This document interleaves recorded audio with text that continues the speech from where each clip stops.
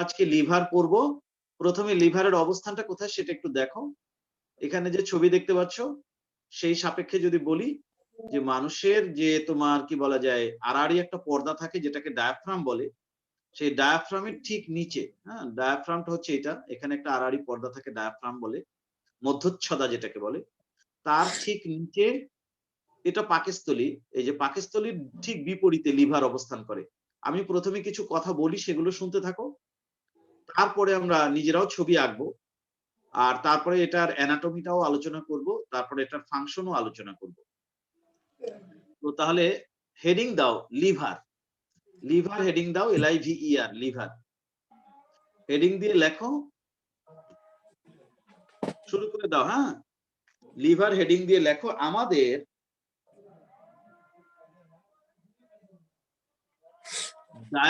ডায়াফ্রামের ঠিক নিচে, ডায়াফ্রাম তুমি চাইলে বাংলায়ও লিখতে পারো, ইংরেজিতেও লিখতে পারো, আমাদের ডায়াফ্রামের ঠিক নিচে, কমা, যকৃতের পাকস্থলীর বিপরীতে,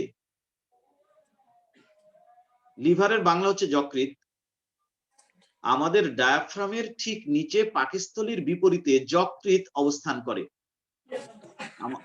আমাদের ডায়াফ্রামের ঠিক নিচে পাকস্থলীর বিপরীতে যকৃৎ অবস্থান করে। মিউট করো, কে যেন আনমিউট আছো প্লিজ। মিউট করে দিলাম। আমাদের ডায়াফ্রামের ঠিক নিচে পাকস্থলীর বিপরীতে যকৃৎ অবস্থান করে। লিখেছো তো? Yes sir. জি স্যার, ঠিক আছে, আচ্ছা, এবার আবার লিখতে থাকো। অনেক কথা বলবো লিভারের, অনেক কথা বলবো আজকে সারাদিন, বলেও মানে আজকের একটা ক্লাসে লিভার শেষও হবে না, এরকম একটা ব্যাপার। তো তারপরেও লেখো, লিভার যদিও ইংরেজিতে বলি, বাংলায় যখনই বলবো যকৃৎ বলতে হবে।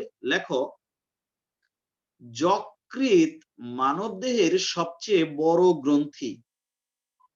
মানুষের দেহে যতগুলো গ্রন্থি আছে, গ্রন্থি মানে হচ্ছে যে টিস্যু থেকে কোনো তরল পদার্থ নির্গত হয় তাকে গ্রন্থি বলে। যকৃৎ মানবদেহের সবচেয়ে বড় গ্রন্থি এবং ইহা এক প্রকার বহিঃক্ষরা গ্রন্থি। বহিঃক্ষরা, হ্যাঁ, বহিঃক্ষরা শুনেছ না শব্দটা?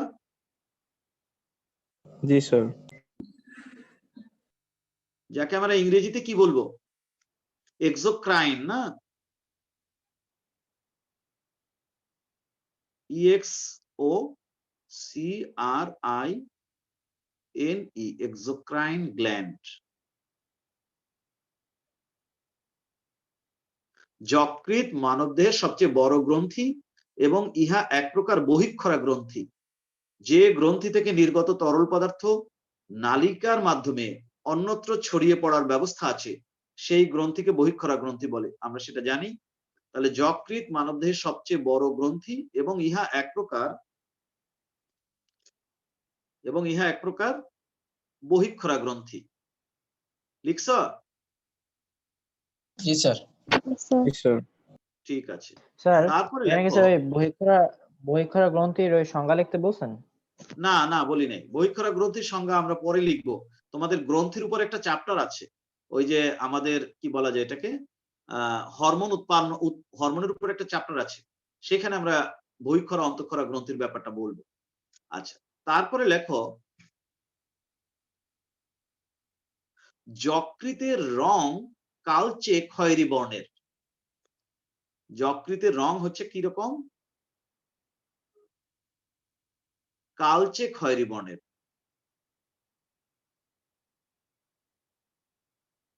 যকৃতের রং হচ্ছে কালচে খয়েরি বর্ণের। লিখছ? জি জি স্যার। স্যার। যকৃতের রং কালচে খয়েরি বর্ণের, ঠিক আছে। তারপরে লেখো, একজন প্রাপ্তবয়স্ক মানুষের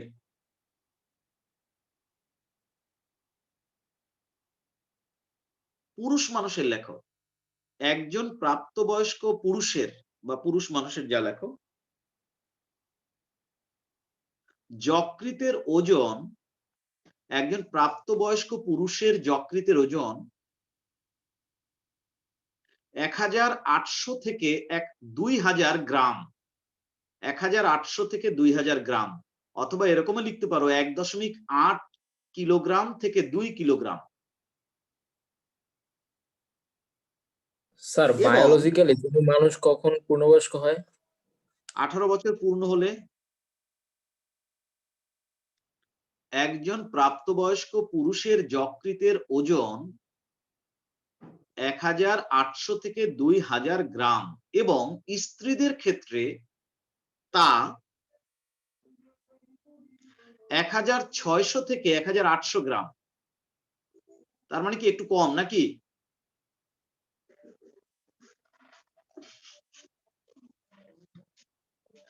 তার মানে কত স্যার, আরেকবার একটু বলেন। হ্যাঁ, একজন প্রাপ্তবয়স্ক পুরুষের যকৃতের ওজন 1800 থেকে 2000 গ্রাম, কিন্তু স্ত্রীদের ক্ষেত্রে তা 1600 থেকে 1800 গ্রাম। হলে কি হবে? Size does not matter for courage. বুঝো নাই? অধিকার সমান স্যার। সাহস কম না, এই জন্য কলিজা ছোট, এই জন্য যে সাহস কম তা না। একজন প্রাপ্তবয়স্ক পুরুষের যকৃতের ওজন 1800 থেকে 2000 গ্রাম, কিন্তু স্ত্রীদের ক্ষেত্রে তা 1600 থেকে 1800 গ্রাম। লিখছ? জি স্যার। দাড়ি সাথী লেখো। বড় মিউট করো, কথা বলিও না। লেখো, মানুষের দেহের মোট ওজনের প্রায়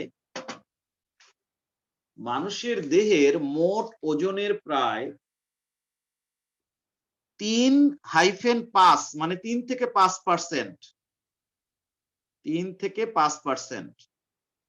মানুষের দেহের মোট ওজনের প্রায় 3 থেকে 5% ওজন তার যকৃতের জন্য হয়ে থাকে। মানুষের দেহের মোট ওজনের প্রায় 3 থেকে 5% ওজন তার যকৃতের জন্য হয়ে থাকে। মানুষের দেহের মোট ওজনের প্রায় 3 থেকে 5% ওজন কিসের জন্য হয়? যকৃতের জন্য। তার যকৃতের জন্য হয়। হ্যাঁ, ঠিক আছে।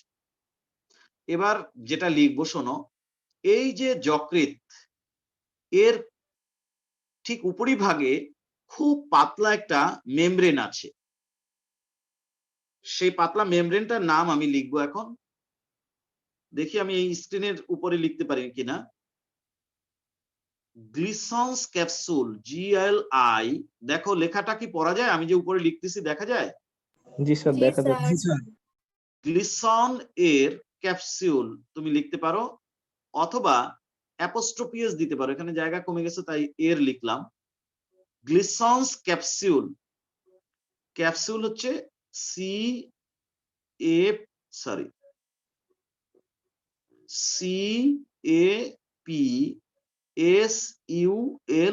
এই কথাটা আমি এখন লিখবো।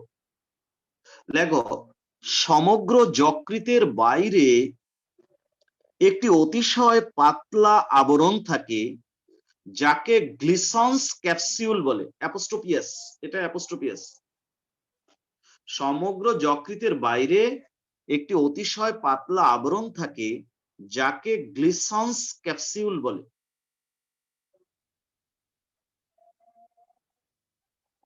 স্যার আবার একটু বলা যায়? সমগ্র যকৃতের বাইরে একটি স্বচ্ছ পাতলা স্তর থাকে বা আবরণ থাকে যাকে গ্লিসন্স ক্যাপসুল বলে। যকৃতের বাইরে একটি স্বচ্ছ এবং পাতলা স্তর থাকে বা আবরণ থাকে যাকে গ্লিসন্স ক্যাপসুল বলে।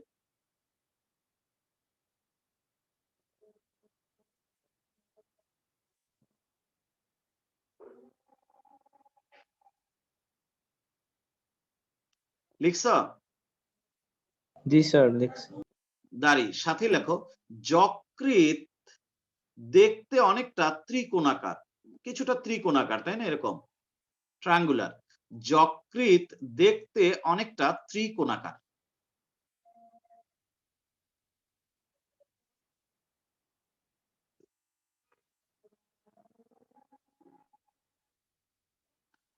যকৃৎ দেখতে অনেকটা ত্রিকোণাকার, লিখছো? জি স্যার। ঠিক আছে, ভালো করছো, লিখছো। এবার আরেকটা ছবি দেখো। এই যে যকৃৎ, এই যকৃৎ কিন্তু আসলে দুইটা ভাগে বিভক্ত। এই যে দেখো, সম্পূর্ণ যকৃৎটা দুইটা ভাগে বিভক্ত। এটা হচ্ছে আমাদের হাতের সাপেক্ষে উল্টা করে ভাবতে হবে। তোমার হাতের সাপেক্ষে উল্টা করে ভাবো। তোমার যেটা বাম পাশ হাত আছে সেই পাশে যেটা, ওটা হবে ডান, কারণ তুমি তো আরেকজনের কলিজা নিয়ে আলোচনা করছো। সুতরাং সে তোমার সামনে দাঁড়ানো থাকলে অবশ্যই সে তোমার উল্টাভাবে দাঁড়ানো আছে। তার মানে এই তোমার যেটা বাম দিক, ওর সেটা ডান দিক। তার মানে এই যে পার্টটা দেখতে পাচ্ছ, এটা হচ্ছে ডান খণ্ড বা রাইট লোব, আর এটা হচ্ছে বাম খণ্ড বা লেফট লোব। এই কথাটা আমরা বলবো, একটু শুনে নাও আগে। আরেকটা কথা হচ্ছে, এই বাম খণ্ডের চেয়ে ডান খণ্ড প্রায় 6 গুণ বড়। কত গুণ বড় বললাম বলো তো? 6 গুণ। 6 গুণ। হ্যাঁ হ্যাঁ, বাম খণ্ডের চেয়ে ডান খণ্ড প্রায় 6 গুণ বড়। ঠিক আছে, সেটা বলবো। আরেকটা কথা বলবো, এই যে দুই খণ্ড, তার মাঝখানে আবার একটা আড়াআড়ি পর্দার মতো দেখতে পাচ্ছ, একটা চর্বির মতো একটা পাতলা মেমব্রেন আছে। এই পাতলা মেমব্রেনটাকে বলা হয় ফ্যালসিফর্ম লিগামেন্ট। আমি এখানে লিখে দেওয়ার চেষ্টা করছি, ফ্যালসিফর্ম আছে স্যার, লিগামেন্ট। স্যার লেখা আছে ওই জায়গায়, ওই জায়গায় ও, লেখা লেখা আছে আছে? স্যার। স্যার এখানে লেখা লেখা আছে আছে? স্যার। হ্যাঁ, তাহলে তো আর লেখার স্যার দরকার নেই, যে স্পষ্টই লেখা। দেখা যায়। হ্যাঁ, দেখা যায়। তাহলে এই কথা কয়টা আমি এখন ঢুকাই নোটের ভিতরে। লেখো, সমগ্র যকৃৎ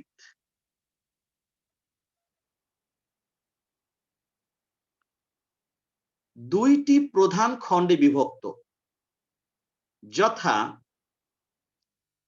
ডান খণ্ড এবং বাম খণ্ড। কেউ যদি চাও ডান খণ্ড লিখে ব্র্যাকেটের মধ্যে রাইট লোব, আর বাম খণ্ড লিখে তার ব্র্যাকেটের মধ্যে লেফট লোব লিখতে পারো।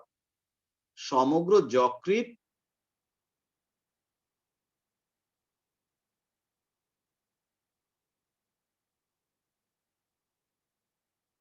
দুইটি প্রধান খণ্ডে বিভক্ত, যথা ডান খণ্ড এবং বাম খণ্ড। লিখেছ? জি স্যার। ঠিক আছে। দুই খণ্ডের মাঝে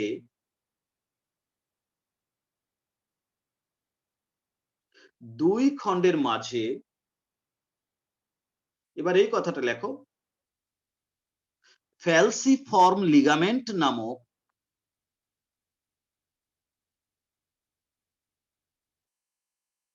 একটি স্বচ্ছ স্তর থাকে।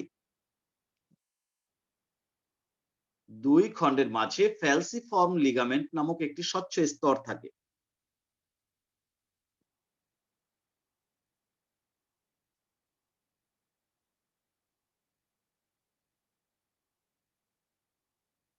দাঁড়ি সাথে লেখো, বাম খণ্ডের তুলনায় ডান খণ্ড প্রায় 6 গুণ বড়। বাম খণ্ডের তুলনায় ডান খণ্ড প্রায় 6 গুণ বড়।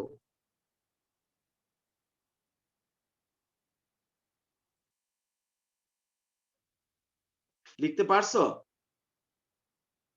জি স্যার। ভালো করছো। এবার আরেকটা ছবি দেখো। পড়া বুঝতে অসুবিধা হচ্ছে কোনো? না স্যার, আজকে সবকিছু না, ভালো স্যার। আছে কিন্তু।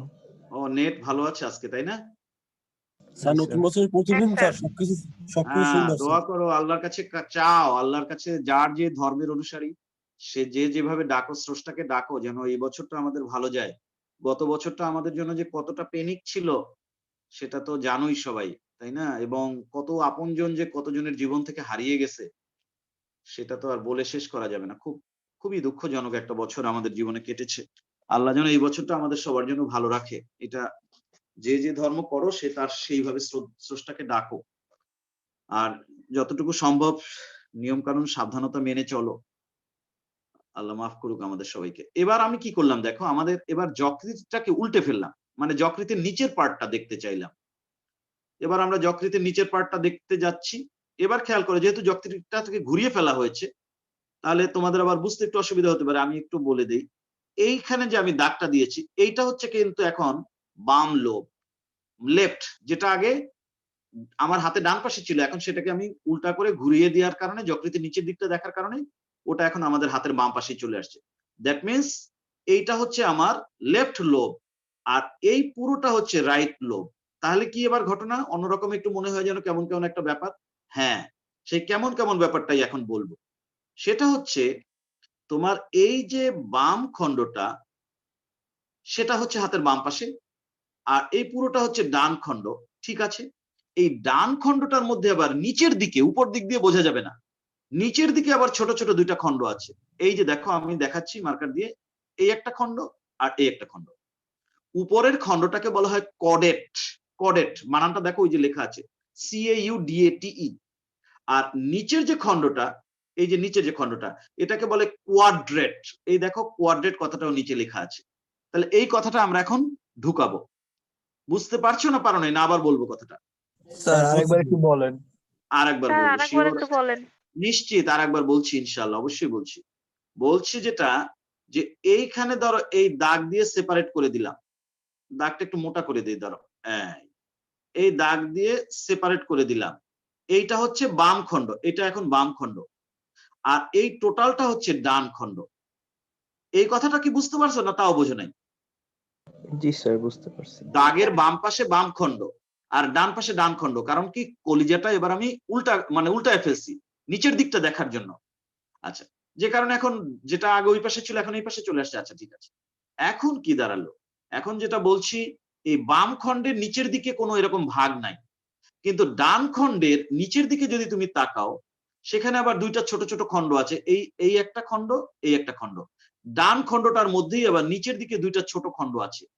উপরের খণ্ডটাকে বলা হয় কডেট, এই যে কডেট কথাটা লেখা আছে, আর নিচের খণ্ডটাকে বলা হয় কোয়াড্রেট, এই যে কোয়াড্রেট কথাটা লেখা আছে। তাহলে আমি এই কথাটা আবার বলবো, আরেকবার একটুখানি দেখে নাও, তারপরে আমি নোটে যাচ্ছি। এটা হচ্ছে বাম খণ্ড, এই বাম খণ্ডের মধ্যে কোথাও কোনো নিচে উপরে একই রকম, কিন্তু ডান খণ্ডটার উপর থেকে মনে হয় যেন একটাই খণ্ড, কিন্তু নিচের দিকে যদি তাকাই তাহলে সেখানে আবার দুইটা ছোট ছোট খণ্ড দেখা যায়।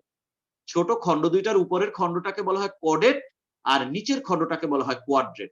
তাহলে আলটিমেটলি কি দাঁড়াচ্ছে, উপরে যদিও ডান খণ্ডটাকে একটাই বলে মনে হয়, বাট নিচের দিকে ডান খণ্ডটাতে তিনটা খণ্ড।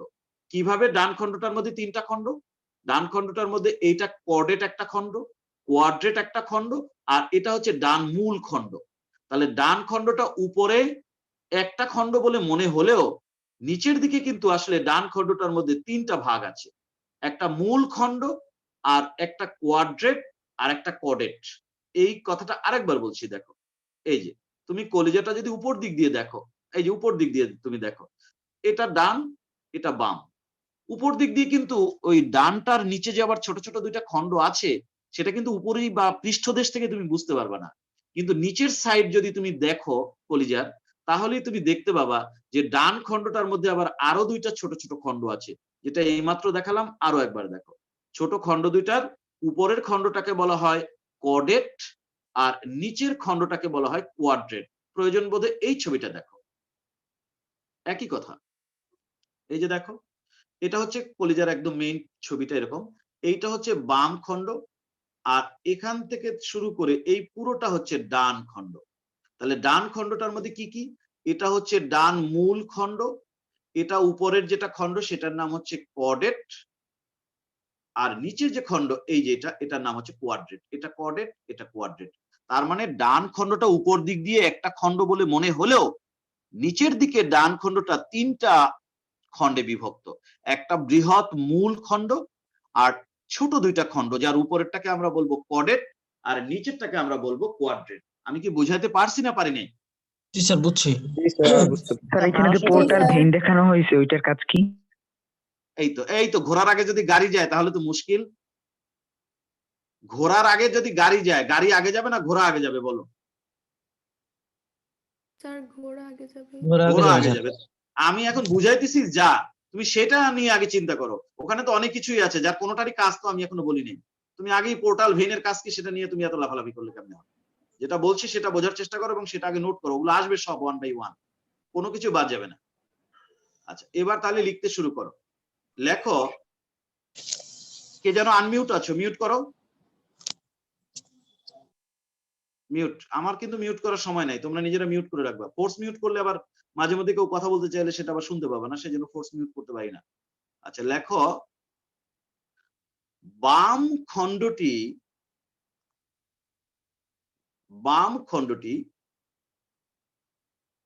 উপরে ও নিচে একই রকম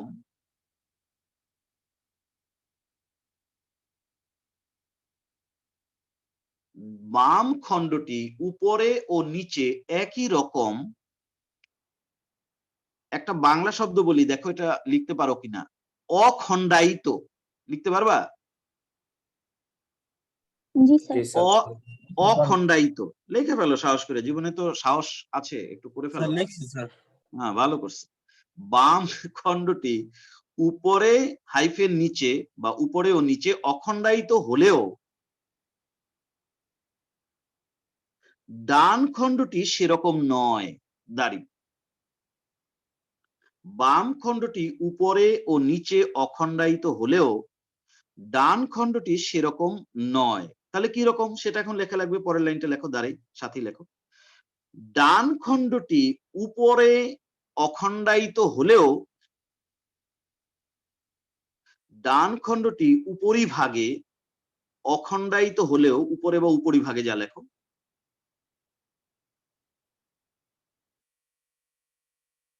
ডান খণ্ডটি উপরিভাগে অখণ্ডায়িত হলেও তলদেশে আবার 3টি খণ্ডে বিভক্ত, যথা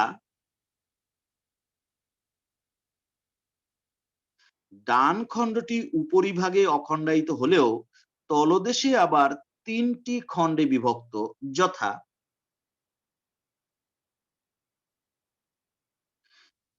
একটি বৃহৎ মূল ডান খণ্ড, একটি বৃহৎ মূল খণ্ড লেখো, ডান খণ্ড লেখার দরকার নেই, মূল ডান খণ্ড লেখার দরকার নেই। একটি বৃহৎ মূল খণ্ড মানে প্রধান খণ্ড, কমা একটি কর্ডেট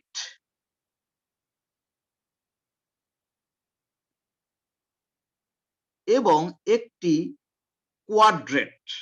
দাঁড়ি, একটি বৃহৎ মূল খণ্ড, কমা একটি কোয়াড্রেট এবং একটি কর্ডেট নামক ছোট খণ্ড, নামক ছোট খণ্ড কথাটা লেখো। একটি বৃহৎ মূল খণ্ড, কমা একটি কর্ডেট এবং একটি কোয়াড্রেট নামক ছোট খণ্ড। কোয়াড্রেট আগে লেখো, কর্ডেট আগে লেখো, ব্যাপার না। তাহলে কি বলছি, ডান খণ্ডটি উপরিভাগে অখণ্ডায়িত হলেও তলদেশে আবার 3টি খণ্ডে বিভক্ত, যথা একটি বৃহৎ মূল খণ্ড, কমা একটি কোয়াড্রেট এবং একটি কর্ডেট নামক ছোট খণ্ড। লিখতে পারছো কিনা বলো? হ্যাঁ স্যার, ডান খণ্ড উপরে অখণ্ডায়িত হলেও ডান খণ্ডটি, স্যার তারপর কি বলছেন একটু বলবেন?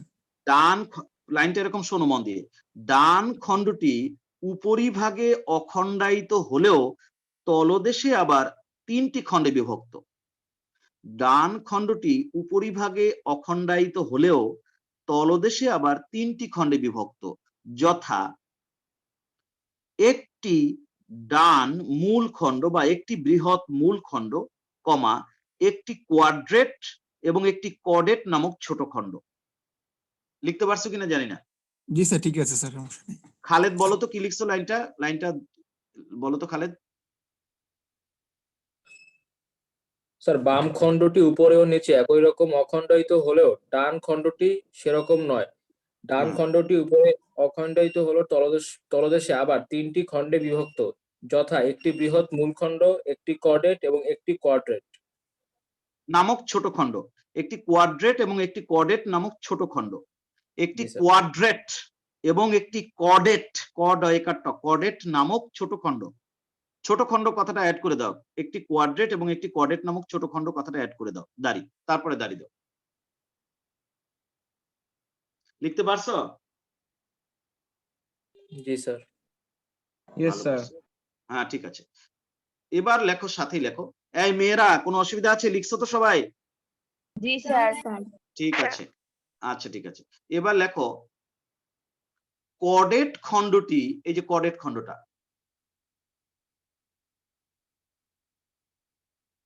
কর্ডেট খণ্ডটি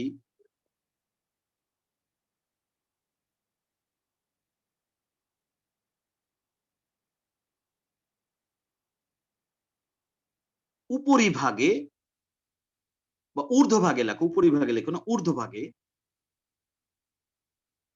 কর্ডেট খণ্ডটি ঊর্ধ্বভাগে এবং কোয়াড্রেট খণ্ডটি নিম্নভাগে অবস্থান করে। এই দুইটা যে খণ্ড, একটা কোয়াড্রেট একটা কর্ডেট, তার মধ্যে কর্ডেট থাকে উপরে আর কোয়াড্রেট থাকে তার নিচে, এই কথাটা বলতে চেয়েছি। কর্ডেট খণ্ডটি ঊর্ধ্বভাগে এবং কোয়াড্রেট খণ্ডটি নিম্নভাগে অবস্থান করে। লিখতে পারছো কিনা? জি স্যার। দুইটার মধ্যে কর্ডেট থাকবে উপরে আর কোয়াড্রেট থাকবে নিচে, সেই কথাটা বলার চেষ্টা করেছি। আচ্ছা, এবার আরেকটা কথা বলতে হবে আমাকে। এই যে পিত্তথলি, এই যে দেখো, এটা কিন্তু পিত্তথলি, এই যে এটা গল ব্লাডার, সে থাকে কোথায় দেখো, এইটা হচ্ছে ডান মূল খণ্ড আর এটা হচ্ছে কোয়াড্রেট, তার ঠিক মাঝখানে ডান মূল খণ্ডের নিচে থাকে যদিও পিত্তথলি, কিন্তু তার যে পিত্ত নালীটা, পিত্তথলি থেকে যে নলটা বের হয় পিত্ত নালী, যাকে বলা হয় সিস্টিক ডাক্ট, সেটা কিন্তু থাকে এই ডান মূল খণ্ড আর কোয়াড্রেট তার ঠিক মাঝখানে। আর গল ব্লাডারটাকেও বা পিত্তথলিটাকেও তুমি ওরকম বলতে পারো যে কোয়াড্রেট আর মূল খণ্ড তার ঠিক নিচে আর কি এই পিত্তথলিটা অবস্থান করে। আমরা এটা এখন পিত্তথলির লোকেশনটা বলতে চেষ্টা করছি।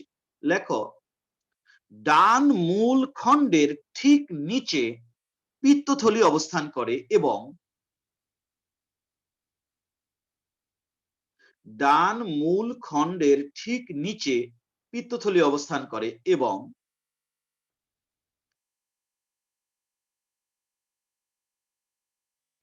ডান মূল খণ্ডের ঠিক নিচে পিত্তথলি অবস্থান করে এবং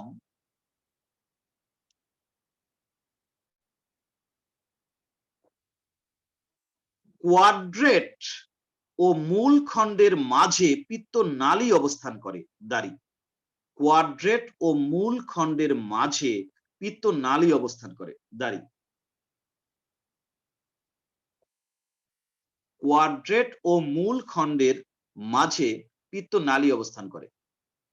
এটা হচ্ছে পিত্ত নালী, এই যে পিত্তথলি থেকে যেটা বের হয় সেটাকে পিত্ত নালী বলে। এই যে এটা পিত্ত নালী আর এটা পিত্তথলি। পিত্ত নিয়ে আমাদের আলাদা ক্লাস আছে। বলতে পারো এমন কোন প্রাণীর কথা যা মেরুদণ্ডী প্রাণীদের মধ্যে যাদের পিত্ত থাকে না? স্তন্যপায়ীদের মধ্যে কুকুর আর ঘোড়া। হ্যাঁ, কুকুর আর ঘোড়ার পিত্ত থাকে না, পিত্তথলি থাকে না। তো যাই হোক, আমরা এখন একটা কাজ করব। আমরা এই যে যকৃৎটাকে এবার ভেতরে ঢুকবো, যকৃতের ভেতরটা কেমন সেটা জানার চেষ্টা করব। এতক্ষণ তো তার মরফোলজি নিয়ে কথা বললাম, তার আউটার স্ট্রাকচারটা কেমন সেটা জানার চেষ্টা করলাম। এবার আমরা যকৃৎটাকে কেটে তার ভেতরে ঢুকতে চাই। তুমি যদি যকৃৎ কাটো তাহলে তার ভেতরে কেমন দেখতে পাবা? যকৃতের ভেতরে তুমি দেখতে পাবা অসংখ্য গোল গোল গাঠনিক একক। আমি একটা ছবি তোমাদের দেখাই, অনেক ছবি আছে। এই যে দেখো, উপরের ছবিটার দিকে তাকাও, এই যে দেখতে পাচ্ছ অনেকটা ষড়ভুজাকার করে রাখছে। ঠিক ষড়ভুজাকার ওরকম থাকে না, এটা একটু আর্টিস্টিক করার জন্য ওরকম আঁকছে। সমগ্র কলিজার মধ্যে এরকমের শত শত শত গোল গোল গাঠনিক একক থাকে। এই গোল গোল গাঠনিক এককগুলোকে বলা হয় লোবিউল। গোল গাঠনিক এককগুলোকে বলা হয় লোবিউল। এবার আমি আরেকটা ছবি দেখাই তোমাদের। নেটে আমি বেশ কিছু ছবি তোমাদের ডাউনলোড করে দিয়েছি নেট থেকে। এই ছবিটা দেখতে পারো, এই যে এটা কিন্তু প্রকৃত ছবি, মানে যকৃতের ছোট একটা অংশের একদম পাতলা প্রস্থচ্ছেদ করে সত্যিকারের যকৃতের তারপরে স্লাইডে নিয়ে তারপর মাইক্রোস্কোপে দিলে যেমনটা দেখা যায় সেই ছবি এখানে দেখা যাচ্ছে। খুব মানে কি বলা যায়, সূক্ষ্মভাবে যদি তুমি খেয়াল করো তাহলে দেখো এইখানে এই যে একটা ছিদ্র দেখতে পাচ্ছ, এই যে একটা সাদা রঙের ছিদ্র দেখতে পাচ্ছ, এই সাদা রঙের ছিদ্রটাকে ঘিরে তুমি খেয়াল করে দেখো অসংখ্য কোষ একটা চক্রাকারে বা বৃত্তাকারে সজ্জিত আছে। খুব ভালো করে খেয়াল করলে তোমার চোখে পড়বে, তা না হলে তোমার চোখে পড়বে না। প্রত্যেকটা গোল সাদা রঙের, ওটা হচ্ছে একটা নল। ওই নলটাকে ঘিরে অসংখ্য কোষ এরকম চক্রাকারে সজ্জিত থাকে। যদি এই ছবিটা অত ভালো না বোঝা যায় তাহলে তুমি আরেকটা ছবিও দেখতে পারো। আমি আরেকটা ছবি তোমাদের দেখাই, সেখানে হয়তো আরেকটু পরিষ্কার বুঝতে পারবা। এই ছবিটা দেখো, এটা তোমাদের বইয়ের ছবি, ওইটারই আবার একটু জুম করা ছবি, খেয়াল করো। এখানে নিশ্চয়ই তুমি বুঝতে পারছো এখানে একটা গোল একটা স্ট্রাকচার দেখা যায়। যায় এবার কি বোঝা যায় নাকি যায় না? জি স্যার যায়। যায়, হ্যাঁ হ্যাঁ যায়। এগুলো তো এই যে অনেকগুলো গোল বীজের গোল মতো। দেখতে পাচ্ছ, হ্যাঁ ঠিক আছে, এই যে গোল গোল দেখতে পাচ্ছ, পুরো কলিজার মধ্যে এরকমের হাজারে হাজার লাখে লাখে গোল গোল গাঠনিক একক তুমি দেখতে পাবা। এই গোল গাঠনিক একক গুলোকে বলা হয় লোবিউল। কি বলে? লোবিউল। ঠিক আছে, হ্যাঁ। এবার আসো, এই লোবিউলটা আসলে কি দিয়ে তৈরি হয়েছে সেটা নিয়ে আমি বলবো। প্রত্যেকটা লোবিউলের ঠিক মাঝখানে একটা সাদা রঙের যে ফাঁকা জায়গা দেখতে পাচ্ছ, ওই ফাঁকা জায়গাটাকে বলা হয় কেন্দ্রীয় নালী। আর এই লোবিউল গুলোর মাঝখানে যে কেন্দ্রীয় নালী আছে, তার চারপাশে এই যে ছোট ছোট দেখতে পাচ্ছ, এগুলো সব হচ্ছে যকৃতের কোষ। যকৃতের এই কোষগুলোকে বলা হয় হেপাটিক কোষ। আমি প্রথমে বুঝাচ্ছি, সেটা বুঝতে থাকো, পরে আমি আবার এখনই খাতায় যাব এবং কিছু ছবি আঁকবো। হেপাটিক কোষ, তুমি যদি একটা লোবিউল আবার একটু জুম করে দেখো সেই সুযোগও আছে। যদিও এটা হচ্ছে তোমার কি বলা যায় ফটোশপের ছবি, মানে ওটা প্রকৃত ছবি না, তবে বোঝার জন্য এই ছবিটাও ভালো। খেয়াল করো, এই ছবিটাও দেখতে পারো। এই যে দেখো ছোট্ট একটা জায়গার মধ্যে এই একটা লোবিউল, আবার এই একটা লোবিউল, আবার এই একটা লোবিউল, এই একটা লোবিউল। প্রত্যেকটা লোবিউলের মাঝখানে একটা ওই যে ফাঁকা যে সাদা জায়গা দেখছিলা, সেই জায়গাটা তো আসলে ফাঁকা না, ওটা একটা নল। এই হচ্ছে সেই নল। এই নলটার নাম হচ্ছে হেপাটিক ডাক্ট বা সেন্ট্রাল ডাক্ট বা কেন্দ্রীয় নালিকা, যাই বলো, হেপাটিক ডাক্ট। আর এই লোবিউলকে ঘিরে এই যা কিছু এখানে দেখতে পাচ্ছ, এগুলো সব হচ্ছে হেপাটিক কোষ। এক একটা লোবিউলের ঠিক মাঝখানে একটা কেন্দ্রীয় নালী থাকে, যেটাকে হেপাটিক ডাক্ট বলতে পারো তুমি। আর ওই হেপাটিক ডাক্টকে ঘিরে হাজার হাজার হেপাটিক কোষ এরকমের চক্রাকারে সাজানো থাকে, যেটার আরো একটা সুন্দর ছবি তুমি দেখতে পারো, আমি দেখাই তোমাদেরকে। এগুলো একে অত ভালো প্রেজেন্ট করা যায় না, ওরা তো ফটোশপে করেছে, আমরা অত ভালো একে বুঝাতে পারবো না। আমি এবার যে ছবিটা দেখাতে চাই, এই ছবিটা দেখো। এই এবার এখন আসো, খেয়াল করো উপরের এই ছবিটার দিকে তাকাও। এটা হচ্ছে কিন্তু সেই লোবিউল, একটা লোবিউল এখানে জুম করা হয়েছে। এই যে দেখতে পাচ্ছ লম্বা লম্বা লাইন করে আছে, এগুলো সব হেপাটিক কোষ এরকম সারি বেঁধে আছে। আর ওইটা হচ্ছে সেই কেন্দ্রীয় নালিকা, যেটা হচ্ছে এখানে আছে। দেখো আবারও বোঝার চেষ্টা করো, একটা লোবিউলকে ওরা এখানে জুম করে দেখানোর চেষ্টা করছে। এই হচ্ছে কেন্দ্রীয় নালিকা, সেটা কিন্তু এই। আর কেন্দ্রীয় নালিকাকে ঘিরে এই যে লাইন করা দেখতে পাচ্ছ অসংখ্য কোষ, সেই অসংখ্য কোষের লাইনগুলো হচ্ছে এইগুলো হচ্ছে হেপাটিক কোষ। তাহলে কি দাঁড়ালো, একটা কেন্দ্রীয় নালিকাকে ঘিরে অসংখ্য হেপাটিক কোষ বৃত্তাকারে বা চক্রাকারে সজ্জিত হয়ে এই লোবিউলটা তৈরি করে। আমি কি বলতে পারি এই কথা, না পারি না? জি স্যার। পারি। হ্যাঁ ঠিক আছে, আরেকটা কথা বলবো, সেটা খুব মন দিয়ে শোনো। এই যে হেপাটিক কোষগুলো, যদিও এখানে আঁকছে এরকম, হেপাটিক কোষগুলো কিন্তু আসলে ওরকমের আয়তাকার না। হেপাটিক কোষগুলো যদি তুমি খুব সূক্ষ্মভাবে দেখো, সেগুলো এরকম বহুভুজাকার। প্রত্যেকটা হেপাটিক কোষ এরকমের বহুভুজাকার। আচ্ছা, আরেকটা কথা বলবো, এই হেপাটিক কোষগুলোর মধ্যে বেশ ফাঁকা স্থান দেখা যাচ্ছে। এই যে আমি যেখানে যেখানে দাগ দেওয়ার চেষ্টা করছি, হেপাটিক কোষসমূহ একদম সলিড না, এর মধ্যে যথেষ্ট ফাঁকা জায়গা আছে। হেপাটিক কোষগুলোর মধ্যে যে ফাঁকা জায়গা থাকে, সেই ফাঁকা জায়গাকে বলা হয় সাইনোসয়েড। আমি একটা কাজ করি, ছবিটাকে একটু জুম করি, এই কিছুটা জুম করা যাবে। এই এখন কথা বলি। তার মানে এইগুলো হচ্ছে হেপাটিক কোষ। আর তার মধ্যে মধ্যে এই যে ফাঁকা জায়গা দেখতে পাচ্ছ, আমি যেসব জায়গায় এখন দাগ দেওয়ার চেষ্টা করছি, আমি আলাদা একটা কালার চয়েস করলাম, এই নীল। এই যে দেখো, এই যে দাগ দিচ্ছি নীল কালি দিয়ে, এইগুলো হচ্ছে সাইনোসয়েড। হেপাটিক কোষগুলো যে থাকে কম্প্যাক্ট ভাবে থাকে না, তার মধ্যে মধ্যে ফাঁকা জায়গা থাকে, এই ফাঁকা জায়গাকে বলা হয় সাইনোসয়েড। বুঝতে পারছো কিনা? জি স্যার। ঠিক আছে, জি স্যার। আরো কিছু কথা বলবো। এই যে হেপাটিক কোষগুলো, এই হেপাটিক কোষগুলোর মাঝে মাঝে থাকে এক ধরনের কোষ যাদেরকে বলা হয় কুফার কোষ। আমি দেখাচ্ছি, এখানে ওরা চিহ্নিত করছে, ওই যে একটা দেখা যাচ্ছে, এই যে দেখো নাম লিখে দিয়েছে কুফার কোষ, KUPFFER, কুফার। বিজ্ঞানী কুফার আবিষ্কার করেছেন প্রথম। এই কোষগুলোকে বলা হয় কুফার কোষ। তুমি একটু খেয়াল করে দেখো, এই হেপাটিক কোষগুলোর মাঝে মাঝে প্রচুর সংখ্যক কুফার কোষের ছবি ওরা আঁকছে। তুমি দেখতে পাচ্ছ কিনা দেখো, ওই যে কুফার কোষ দেখতে পাচ্ছ, এই যে আমি যে সব জায়গায় দাগ দিচ্ছি, দেখতে জি পাচ্ছ স্যার। কিনা? হ্যাঁ, কুফার কোষগুলো আসলে এক ধরনের মডিফাইড শ্বেত রক্তকণিকা। ওরা এসে এই হেপাটিক কোষগুলোর মাঝে মাঝে চুপ করে বসে থাকে, এবং ওরা এরকম, তোমরা জানো কিনা জানি না, লোহিত রক্তকণিকা যে 120 দিন পরে মারা যায় এটা তো আমরা সবাই জানি। এই লোহিত রক্তকণিকা কিন্তু এই কলিজার মধ্যে এসে মারা যায়। বুঝতে পারছো? শুধু লোহিত রক্তকণিকা না, যে সমস্ত রক্তকণিকার জীবনকাল শেষ হয়ে যায়, এক একটা রক্তকণিকার এক ধরনের লাইফ টাইম আছে। লাইফ টাইম শেষ হওয়ার পরে ওরা এই কলিজার মধ্যে এসে মারা যায়, কলিজার মধ্যে বসে এরা ধ্বংসপ্রাপ্ত হয়। এই কুফার কোষ সেই কোষগুলোকে ধ্বংস করে। লোহিত রক্তকণিকা ধ্বংস করা অত্যন্ত দরকার। লোহিত রক্তকণিকা ধ্বংস করলে ওটা দিয়েই তৈরি হয় তোমার, লোহিত রক্তকণিকার ভিতরে তোমরা জানো হিমোগ্লোবিন থাকে। হিমোগ্লোবিনের ভেতর থেকে ওইটাকে আবার যদি ভেঙে ফেলে, তাহলে হিম একটা মূলক আছে সেটা আলাদা হয়ে যায়, আবার গ্লোবিন একটা প্রোটিন আছে সেটা আলাদা হয়ে যায়। হিম যে মূলক, ওটার ভেতরে আবার আয়রন থাকে, ওইটার ভেতর থেকে আবার আয়রনটাকে যদি আলাদা করে ফেলা হয়, তাহলে বাকি যে জিনিসটা থাকে ওইটাই আস্তে আস্তে বিলিরুবিন বিলিভার্ডিনে রূপান্তরিত হয়, যেটা পিত্তরস নামে পরিচিত। তার সাথে আরো কিছু খনিজ লবণ যুক্ত হয়ে তৈরি হয় পিত্তরস। এইভাবে কলিজার মধ্যে বসে ওই কুফার কোষগুলো অনবরত লোহিত রক্তকণিকা ধ্বংস করে পিত্তরস তৈরি করতে থাকে, যাকে বলা হয় বাইল। পিত্তরসকে ইংরেজিতে বলা হয় বাইল। সেই পিত্তরস এই সাইনোসয়েডের মধ্য দিয়ে ফাঁকে ফাঁকে ফাঁকে ফাঁকে বের হয়ে এসে এই মাঝখানে যে নলটা আছে কেন্দ্রীয় নালিকা, তার মধ্যে এসে ঢোকে। ওই যে দেখো, ওই ঢুকতেছে, ওরা এরো চিহ্ন দিয়ে দেখাচ্ছে, দেখা যায়? জি স্যার।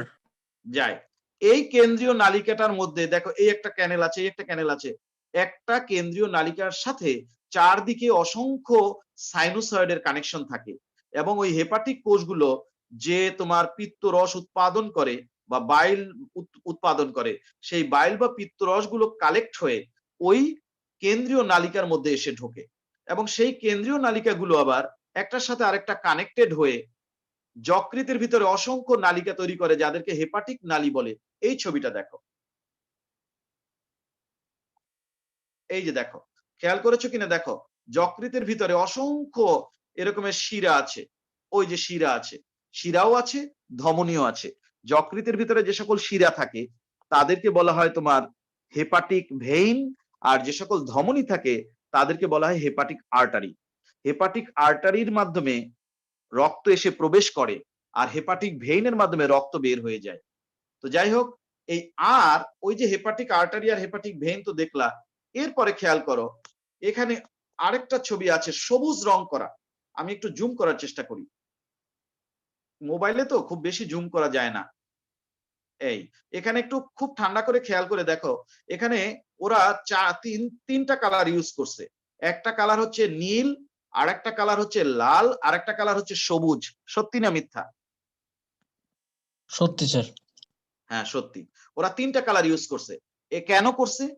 নীলটা দ্বারা ওরা মিন করতে চেয়েছে ধমনী, লালটা দ্বারা ওরা মিন করতে চেয়েছে শিরা, সেটা গেল ধমনী একটা শিরা। সবুজটা দ্বারা আসলে কি মিন করতে চেয়েছে? সবুজটা দ্বারা মিন করতে চেয়েছে প্রত্যেকটা লোবিউলের ভেতরে যে কেন্দ্রীয় শিরা আছে, সেই কেন্দ্রীয় শিরা হচ্ছে ওই সবুজ অংশ। প্রত্যেকটা লোবিউল থেকে ওই কেন্দ্রীয় শিরা বের হয়ে আসে, বের হয়ে আসে, বের হয়ে আসা এইদিকে দেখো একটা মোটা শিরা তৈরি করে, আবার এইদিকেও একটা মোটা শিরা তৈরি করে। মনে করো ওই সবুজটাকে আমি এখানে হলুদ কালার দিলাম, তাহলে এই যে খেয়াল করো, আমি এখন যে হলুদ কালার দিলাম এটাই ওরা দিয়েছে সবুজ, আমার এখানে সবুজ নাই। আচ্ছা, তাহলে এই যে দুই পাশে যকৃতের ডান পাশ দিয়েও অসংখ্য সবুজ শিরা বের হয়েছে, বের হয়ে একটা মোটা শিরা তৈরি করেছে। আবার ডান পাশ দিয়েও অনেকগুলো সবুজ শিরা বের হয়েছে, সেটা আবার একত্রিত হয়ে একটা মোটা শিরা তৈরি করেছে। ওই সবুজ শিরাগুলো, যেটা আমি এখানে হলুদ কালার করে দেখিয়েছি, এগুলোই হচ্ছে তোমার ওই যে তোমার কি বলা যায় কেন্দ্রীয় যে নালিকা সেটা, কেন্দ্রীয় নালিকা যেটাকে বলা হয় বাইল ডাক্ট, ওইটা একত্রিত হয়ে ডান পাশে একটা মোটা শিরা তৈরি করেছে, যেটা এটা হচ্ছে ডান কেন্দ্রীয় শিরা বা ডান হেপাটিক ডাক্ট। এটা হচ্ছে সরি, যেটা ছোট সেটা বাম আর যেটা বড় সেটা ডান। এই দুই পাশ থেকে দুইটা যকৃতের দুই পাশ থেকে দুইটা হেপাটিক ডাক্ট বের হয়ে আসে, ওই কেন্দ্রীয় নালিকাগুলো একত্রিত হয়ে হেপাটিক ডাক্ট বের হয়ে আসে, ওই পিত্তরস নিয়ে বের হয়ে আসে। এই দিক দিয়ে দেখো, এই হচ্ছে একটা ডান হেপাটিক শিরা, তারা সবাই পিত্তরস কালেক্ট করে নিয়ে আসলো। এই হচ্ছে বাম হেপাটিক শিরা, ওরাও সবাই পিত্তরস কালেক্ট করে নিয়ে আসলো। নিয়ে এসে এই দিকে দেখো, এই পিত্ত নালীর, এই যে পিত্ত নালীর মাধ্যমে কিছুটা পিত্ত রস এই পিত্ত থলির মধ্যে এসে সঞ্চিত থাকে, আর বাকিটা আস্তে আস্তে আবার এই ক্ষুদ্রান্ত্রের ডিওডেনামের মধ্যে এসে ঢোকে। কথা বুঝতে পারছো? তার মানে এখানে দেখো, খেয়াল করো, এবার অন্য একটা কালার না দিলে আর হচ্ছে না। এই যে এটা হচ্ছে ডান হেপাটিক শিরা, যেটা ডান পাশ দিয়ে আসলো, ডান হেপাটিক শিরা। সরি, এই যেটা ছোট সেটা হচ্ছে বাম। আরে যন্ত্রণা, এত কালার সিলেক্ট করতে গেলে আমার মনোযোগ নষ্ট হয়ে যায়। কালার সিলেক্ট করা আঙ্গুল দিয়ে আবার সিলেক্ট করে নিয়ে আসা লাগে। এই দিক দিয়ে আসতেছে এটা বাম হেপাটিক শিরা, এই দিক দিয়ে আসতেছে ডান হেপাটিক শিরা। এই দুই শিরার মাধ্যমে পিত্তরস বের হয়ে আসতেছে, এসে কিছুটা পিত্তরস চলে যাচ্ছে পিত্ত থলির মধ্যে। পিত্ত থলি ইংরেজি হচ্ছে গল ব্লাডার, আর পিত্ত থলির সাথে যে নলটা এই কানেক্টেড, এই নলটাকে বলে সিস্টিক ডাক্ট বা পিত্ত নালী। এই উপরের হেপাটিক শিরা দুইটা আর পিত্ত নালী একত্রিত হয়ে তৈরি করতেছে এই নালীটা, যার নাম হচ্ছে কমন হেপাটিক শিরা বা অভিন্ন পিত্ত নালী। এই অভিন্ন পিত্ত নালীটা এসে এই ডিওডেনামে প্রবেশ করতেছে। আবার এই দিক দিয়ে অগ্নাশয়টাও এসে অভিন্ন পিত্ত নালীর সাথে মিলিত হচ্ছে। তারপরে আলটিমেটলি অ্যাম্পুল অফ ভ্যাটার তৈরি করে ঢুকে যাচ্ছে তোমার এই ইসের ভিতরে, ক্ষুদ্রান্ত্র ডিওডেনামের মধ্যে। আমি কি বোঝানোর চেষ্টা করেছি সেটা বুঝতে পেরেছো কিনা? স্যার আবার একটু বলবেন? আল্লাহ, আচ্ছা চেষ্টা লাস্টের করছি। দিক দিয়ে কি বলছেন স্যার? হেপাটিক অভিন্ন না? সেটা একটু বলেন আমি বলার চেষ্টা করছি। আমি ছবি খাতায় যাই, খাতায় গেলে ভালো হবে। স্যার, সেটাই আমি ভালো এখন হবে। খাতায় যাই। এখানে যতটুকু পারছি বোঝানোর চেষ্টা করছি, এখন খাতায় যাই। খেয়াল করো, এখন আমি একটু খাতায় ছবি আঁকছি, তোমরাও একটু পরে আঁকবা। এই হচ্ছে আমার যকৃৎ। খেয়াল করো, তোমরা একটা কাজ করো, এতক্ষণ তো লিখছো না, এতক্ষণ যে লিখছো কোন ছবি তো আঁকো নাই, নাকি আঁকছো? কথা বলো। তাহলে তোমরা একটা কাজ করো, আমি আস্তে আস্তে আঁকতে থাকি, তোমরাও আমার সাথে সাথে আঁকতে থাকো, তা নাহলে আবার আমি আঁকা শেষ করে তোমাদের আঁকার জন্য সময় দিলে সময় বেশি দেরি হয়ে যাবে। তোমরাও আমার সাথে সাথে আঁকতে থাকো, এই ডান পাশে তোমরা আঁকো। তারপরে যে কথাগুলো আসছে সবই এই ছবির মাধ্যমে আস্তে আস্তে আসতে থাকবে। তাড়াহুড়ো করা যাবে না, আস্তে আস্তে বুঝে বুঝে পড়তে হবে, এটা তাড়াহুড়ার কোনো বিষয় না। আমি ছবি আঁকছি, তোমরাও আঁকো। তারপরে আমি ছবি আঁকা শেষ হয়ে গেলে আবার বর্ণনার মধ্যে যাবো। একদিনে না পারবো 2 দিনে পড়বো, অসুবিধা কি? আচ্ছা, এটার নিচে লেখো যকৃৎ, আমি বাম পাশে আঁকছি, তোমরা ডান পাশে আঁকবা। আচ্ছা, এইখানে লেখো ডান খণ্ড, এই ছবিগুলো আঁকতে হবে আমাদের লেখার সাথে সাথে। এখানে লেখো বাম খণ্ড। আচ্ছা, এইখানে লেখো ফ্যালসিফর্ম লিগামেন্ট। কথাগুলো আছে তোমার নোটের মধ্যে, ছবির মধ্যে নাই, ছবির মধ্যে এখন নাও। লিগামেন্ট, ওই যে কথাগুলো আসছে সব এখন আস্তে আস্তে আসবে। ছবির একে একে আমরা বুঝাই, ওরা ওদের মতো আঁকছে, আমরা আমাদের মতো আঁকি আর চিহ্নিত করি, তাহলে এসে যাবে। আচ্ছা, সবার বাইরে একটা পাতলা মেমব্রেন থাকে, Glisson's capsule, GLISSON Glisson's capsule গেল, এটার কাম শেষ। এটা হচ্ছে একটা কাজ করো, যকৃৎ উপরিভাগের দৃশ্য, পৃষ্ঠদেশ, এটা লেখো পৃষ্ঠদেশ, তাহলে বোঝা যাবে যে এটা উপরের ছবি। এবার আমরা ডান পাশে আরেকটা ছবি আঁকবো, ছবি আঁকতে যত জায়গা লাগে লাগুক। এবার যে ছবিটা আঁকবো সেটা হবে তলদেশের ছবি।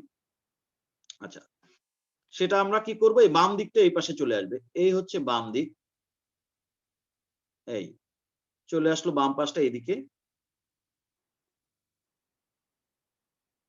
আচ্ছা, এবার এইটা হবে ডান খণ্ড, এই ডান খণ্ড। এখানে আবার আমাদের ফ্যালসিফর্ম লিগামেন্ট এই থাকলো। আচ্ছা ঠিক আছে, এখানে আবার আমরা দুইটা খণ্ড পাবো এরকম। এইখানে আমরা একে দেই পিত্তথলি।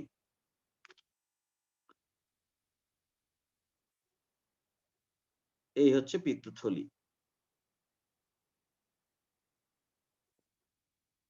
আচ্ছা, উপরে থাকে কি বলেছি কর্ডেট, আর নিচে থাকে কোয়াড্রেট। এখন এটা আমরা চিহ্নিত করতেছি। নিচের এটা লেখো যকৃৎ, ছবি দেখা যায় কিনা? জি ব্র্যাকেটে স্যার। লেখো হ্যাঁ অঙ্কীয় দৃশ্য। অঙ্কীয় মানে হচ্ছে নিচের আর কি, অঙ্কীয় দৃশ্য। আচ্ছা, এখন এখানে আবার একটু চিহ্নিত করি আমরা। এটা কিন্তু এবার বাম খণ্ড, বাম খণ্ড। ওকে, চলে আসলো বাম খণ্ড। এটা ফ্যালসিফর্ম লিগামেন্ট, এই পাশেও লিখছি, আবার এখানেও চাইলে দেখাতে পারো। এই একটা দিয়ে দুইটা মেরে দিলাম, ফ্যালসিফর্ম লিগামেন্ট। আচ্ছা গেল। এবার তাহলে কি হলো, এই ডান খণ্ডটাকে আবার নিচে আমরা তিনটা ভাগে ভাগ করলাম। এটা পিত্তথলি, লিখে রাখি এখানে পিত্তথলি, পিত্তথলি গেল।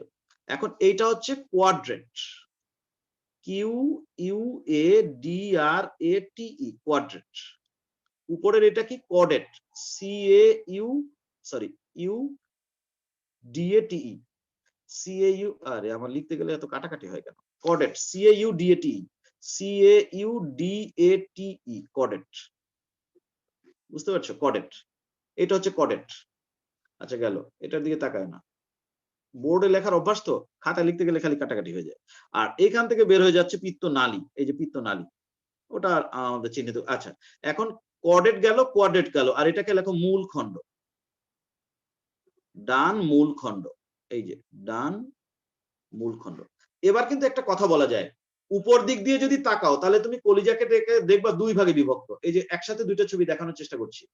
তুমি যদি উপর দিক দিয়ে দেখো কলিজাকে মনে হবে যেন দুই খণ্ড বিশিষ্ট, কিন্তু নিচ দিয়ে যদি দেখো তাহলে কলিজাকে তোমার চার খণ্ড বিশিষ্ট বলে মনে হবে। কারণ নিচ দিয়ে তাকালে ডান সাইডটা কিন্তু তিন ভাগে বিভক্ত আর বামটা এক ভাগ। তাহলে নিচের দিক দিয়ে তাকালে যকৃৎ কয় ভাগে বিভক্ত? 4 ভাগে।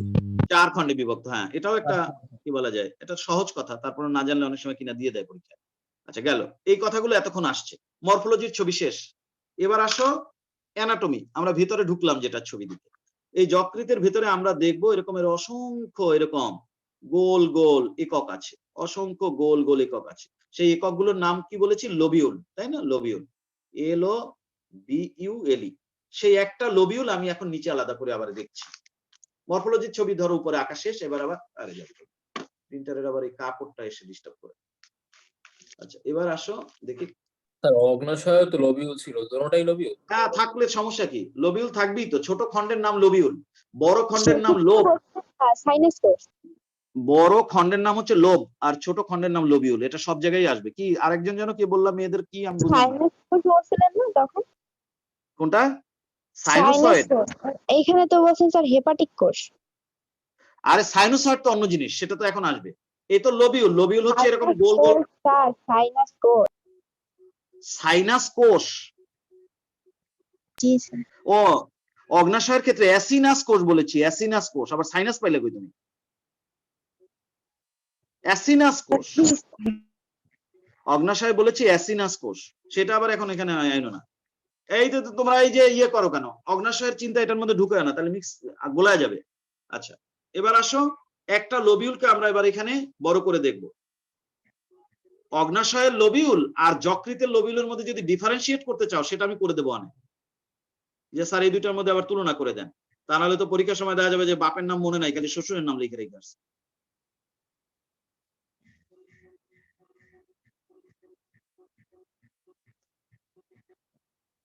এটা মনে করো একটা লোবিউল, এরকমের অসংখ্য লোবিউল থাকে। এই খালেদ, জি স্যার আমি আসি। আসো, ছবি বুঝতে পারতেছো কিনা বলো? জি স্যার। এখন এই খাতা ভইরা লোবিউলাইকে আমাদের সময় নষ্ট করার সময় আছে? না স্যার আমি একটু কনফিউজ থেকে জিজ্ঞেস করছিলাম। না, এবার ওটা বাদ, ওই লোবিউলই এখানে জুম করে নিয়ে আসছি। ওই যে জায়গা নাই তো, তাই এই একটা লোবিউল, এখানে আমরা দুইটা, এখানে অনেকগুলো লোবিউল আছে ছোট ছোট করে, দুইটা বড় করে দেখলাম। আবার অনেকের আবার পড়া আছে কিনা কে জানে, সময় তো বেশি নাই। আচ্ছা এই একটা ধরো লোবিউল, লোবিউলের একদম চারপাশে এরকমের কতগুলো লম্বা লম্বা কোষ থাকে। এই লম্বা কোষগুলোকে বলা হয় সেপ্টাম। সেপ্টামের মাধ্যমে একটা লোবিউল আর একটা লোবিউলের থেকে আলাদা। আর মাঝখানে এটা হচ্ছে একটা নল, প্রত্যেকটা লোবিউলের মাঝখানে একটা এরকম নল থাকে। এই নলটাকে বলা হয় কেন্দ্রীয় নালিকা, চিহ্নিত পরে করছি। এই কেন্দ্রীয় নালিকাকে ঘিরে এরকমের অসংখ্য কোষ থাকে চক্রাকারে বা বৃত্তাকারে। কেমনে আঁকবো? সময় তো বেশি নাই। ওদিকে আবার গান বাজনা বাজতেছে, সেখানেও মনোযোগ দেয়া লাগে।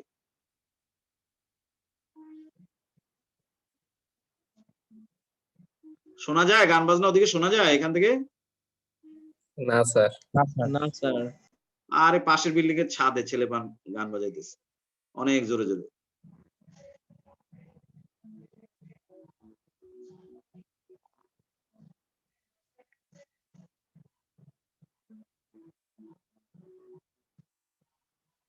এখন শোনো, খুব বেশি সময় থাকলে আরো আমরা সময় পেলে আঁকতাম। এখন কথা হচ্ছে এই যে কোষগুলো আঁকছি, এটা হচ্ছে কেন্দ্রীয় নালিকা। এখানে চিহ্নিত করো, এটা কেন্দ্রীয় নালিকা। কেন্দ্রীয় নালিকা নালিকা। আর এই যে কোষগুলো এরকম সারিবদ্ধভাবে চক্রাকারে আছে, এই কোষগুলোর নাম হচ্ছে হেপাটিক কোষ। হেপাটিক কোষ, খেয়াল করো। আর হেপাটিক কোষগুলোর মাঝে মাঝে এই যে ফাঁকা স্থান, এখানে বেশি বেশি ফাঁকা দিয়ে ফেলছি যেহেতু সময় কম, তাই এই ফাঁকা স্থানগুলোকে বলা হয় সাইনোসয়েড। SINUSOID, sinusoid. আচ্ছা গেল। আর এই হেপাটিক কোষগুলোর মাঝে মাঝে থাকে কুফার কোষ। সেটা কোনো কোনো জায়গায় দেখাও, সব তো আর এত সময় পাওয়া যাবে না। তোমাদের পড়া আছে নাকি কারো আবার 8টায়? 8টায় পড়া আছে কার? 8টায় পড়া আছে কারো? না স্যার। তাহলে তো ভালো, তারা নাই। আছে 2-1 আর। এর আগে তো একদিন পাইছিলাম যে রাত্র 8টার পরেও পড়া আছে। এই এরকমের অসংখ্য কোষ থাকে এই যে হেপাটিক কোষগুলোর মাঝে মাঝে। এই কোষগুলোকে বলা হয় কুফার কোষ। কুফার বানানটা খেয়াল করো, KUPFFER, কুফার কোষ। আচ্ছা গেল। আচ্ছা এবার কিন্তু আরো কিছু কথা আছে। কথা আছে এই, এখানে যে একদম হেপাটিক কোষগুলো এঁকে দিয়েছি খুব সহজ করে, হেপাটিক কোষগুলো কিন্তু ওরকম না। হেপাটিক কোষগুলো যদি তুমি খুব কাছ থেকে দেখো, সেগুলো কিন্তু এরকম। একটা হেপাটিক কোষ আমি বড় করে দেখাই, এরকম বহুভুজাকার এবং একাধিক নিউক্লিয়াস বিশিষ্ট। হেপাটিক কোষগুলো কিন্তু বহুভুজাকার। এই যে হেপাটিক কোষ ওরকম না, কিন্তু দূর থেকে দেখলে এরকম মনে হয়। কাছ থেকে যদি তুমি দেখো তাহলে হেপাটিক কোষ হবে কি জানো? বহুভুজাকার। হ্যাঁ, বহুভুজাকার আর একাধিক নিউক্লিয়াস বিশিষ্ট। 3টা-4টা করে নিউক্লিয়াস থাকে। এই কথাগুলো আমরা নোটে আনবো। একাধিক নিউক্লিয়াস বিশিষ্ট যকৃতের যে হেপাটিক কোষগুলো এরকম। এখন কি বলছিলাম, এই হেপাটিক কোষগুলোর চারপাশে যে কুফার কোষ থাকে, ওরা লোহিত রক্তকণিকাকে ভেঙে পিত্তরস উৎপাদন করে। সেই পিত্তরসটা গিয়ে জমে এই কেন্দ্রীয় নালিকায়। বুঝতে পারছো? এই চারপাশে যে সাইনোসয়েড আছে না, এই সাইনোসয়েডের মধ্যে দিয়ে বেয়ে পিত্তরস এসে জমে কেন্দ্রীয় নালিকায়। এখন খেয়াল করো, এবার আরেকটা ছবি বলছি আমি, দেখো। ওই যে শেষে এসে যে কথাটা বলতে গিয়ে তোমরা বললে যে সারা ভালো বুঝি নাই, সেটার কাছে আমি আবার নিয়ে যাচ্ছি। এখন এই তো ধরো তোমার লিভার। এখন এটা ডান খণ্ড, এটা বাম খণ্ড। খেয়াল করো, এটা মনে করো একটা লোবিউল, এটা একটা লোবিউল, এটা একটা লোবিউল, এটা একটা লোবিউল, এটা একটা লোবিউল। আবার এই যে বাম খণ্ড, সেখানেও আছে এরকমের অসংখ্য লোবিউল। প্রত্যেকটা লোবিউলের ঠিক মাঝখানে কেন্দ্রীয় নালিকা আছে নাকি নাই? জি স্যার আছে। এই যে আছে না কেন্দ্রীয় নালিকা, এই যে কেন্দ্রীয় নালিকা। একটা লোবিউলের ভিতরে যত কোষ আছে, ওই যে কুফার কোষ, তারা তো লোহিত রক্তকণিকা ভেঙে পিত্তরস তৈরি করে দেয়। সেই পিত্তরস গুলো এসে কেন্দ্রীয় নালিকার মধ্যে ঢোকে। সেই কেন্দ্রীয় নালিকাগুলো বের হয়ে আসে এক একটা লোবিউল থেকে। এই ধরো বের হয়ে আসতেছে, এই দেখো বের হয়ে আসতেছে। প্রত্যেকটা লোবিউল থেকে কেন্দ্রীয় নালিকা বের হয়ে এসে এই যকৃতের যে ডান খণ্ড, সেখান থেকে একটা মোটা নল হিসেবে বের হয়ে আসতেছে। অর্থাৎ এটা হচ্ছে একটা মোটা নল। এটার নাম হচ্ছে ডান হেপাটিক নালিকা। এই ডান হেপাটিক নালিকাই শত শত শাখা প্রশাখায় বিভক্ত হলো। প্রত্যেকটা শাখা প্রশাখার মাথায় সেই লোবিউল আছে। প্রত্যেকটা লোবিউল থেকে যে পিত্তরস তৈরি হয় সেটা সংগ্রহ করে এই যকৃতের ডান খণ্ড দিয়ে ডান হেপাটিক নালিকার মাধ্যমে বের হয়ে আসে। আবার বাম খণ্ডেও ওরকম, বাম খণ্ডের ভিতরে যত লোবিউল থাকে সব লোবিউল থেকে বাম হেপাটিক নালিকা বের হয়ে আসে। এটা হচ্ছে এই যে দেখো, এটা হচ্ছে বাম হেপাটিক নালিকা, এটা হচ্ছে ডান হেপাটিক নালিকা। দুই হেপাটিক নালিকা একত্রিত হয়ে নিচের দিকে নামে, খেয়াল করো নিচের দিকে নামে, তখন এটার নাম হয় অভিন্ন পিত্তনালী। কি নাম? অভিন্ন ভিন্ন পিত্তনালী। হ্যাঁ, এইটার একটা শাখা চলে যায় এই পিত্তথলির কাছে। এই তো ধরো পিত্তথলি, এইটা পিত্তথলি, পিত্তথলির সাথে যে নলটা যুক্ত এটার নাম পিত্তনালী। পিত্তনালী, খেয়াল করো, এইটা হচ্ছে পিত্তনালী, ইংরেজিতে বলা হয় সিস্টিক ডাক্ট। এইটা হচ্ছে বাম হেপাটিক নালী, এইটা হচ্ছে ডান হেপাটিক নালী। দুই হেপাটিক নালী একত্রিত হয়ে নিচের দিকে নামে, পিত্তথলি থেকে পিত্তনালী বা সিস্টিক ডাক্ট নামে। সবাই একত্রিত হয়ে নিচের দিকে নেমে এই নামলো অভিন্ন পিত্তনালীটা। এদিকে অগ্নাশয় থেকে আসে অগ্নাশয় নালী, এই হচ্ছে অগ্নাশয় নালী। সবাই একত্রিত হয়ে অ্যাম্পুলা অফ ভ্যাটার নামে ক্ষুদ্রান্ত্রের ডিওডেনামের মধ্যে ঢোকে। আমি কি বুঝাতে পারছি না পারিনি? জি স্যার, বুঝতে পারছি। এবার বুঝাতে পারছি সবাইকে না পারি নাই? স্যার এটা ক্লিয়ার। ডান হেপাটিক নালী অসংখ্য শাখা প্রশাখায় বিভক্ত থাকে, প্রত্যেকটা শাখা প্রশাখার মাথায় থাকে লোবিউল। বাম হেপাটিক নালী অসংখ্য শাখা প্রশাখায় বিভক্ত থাকে, তাদেরও মাথায় থাকে লোবিউল। প্রত্যেকটা লোবিউলের ভেতরে, এটা একটা লোবিউল, লোবিউলের ভেতরে যে পিত্তরস তৈরি হয় সেইগুলো ওই হেপাটিক নালিকার মাধ্যমে বের হয়ে আসে, ডান হেপাটিক নালীর মাধ্যমে, বাম হেপাটিক নালীর মাধ্যমে। দুই হেপাটিক নালী একত্রিত হয়ে নিচের দিকে নামে। আর এটা পিত্তথলি, পিত্তথলির সাথে হেপাটিক নালীর যে যুক্ত হয় সেটা যে নালীর মাধ্যমে তার নাম পিত্তনালী। পিত্তনালী আর হেপাটিক নালী একত্রিত হয়ে তৈরি করে অভিন্ন পিত্তনালী। আর অগ্নাশয় থেকে বের হয়ে আসে অগ্নাশয় নালী বা উইটসান ডাক্ট। এই অভিন্ন পিত্তনালী আর অগ্নাশয় নালী একত্রিত হয়ে তৈরি করে অ্যাম্পুলা অফ ভ্যাটার, সেইটা এসে ঢোকে ক্ষুদ্রান্ত্রের ডিওডেনামের মধ্যে। বুঝাতে পারছি কিনা? জি স্যার। জি স্যার। তাহলে এই সমস্ত কথাগুলো আমরা আগামীকালকে নোটের মধ্যে ইনশাআল্লাহ কমপ্লিট করব। আগামীকালকে নোট মানে কি? এটা তো ধরো ছিল আজকে কমন ক্লাস, এরপরে তো আমরা আবার চলে